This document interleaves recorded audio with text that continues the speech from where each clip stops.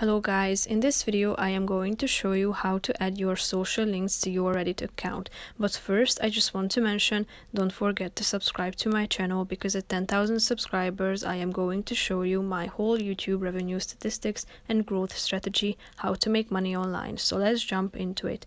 First of all, open the app on your phone, then tap on your avatar in the upper right corner of the screen. Then tap on the My Profile option and then click on Add Social Link that you can see in the middle of the screen. Now, as you can see, you can add a bunch of your social networking sites such as your Instagram, Facebook, or Spotify accounts to this. If you are interested in any of these, just simply tap on the relevant one. You can display text and add your social link. So that's pretty much it for this video. I hope you found it helpful. If you did, consider subscribing and see you in the next video. Bye bye.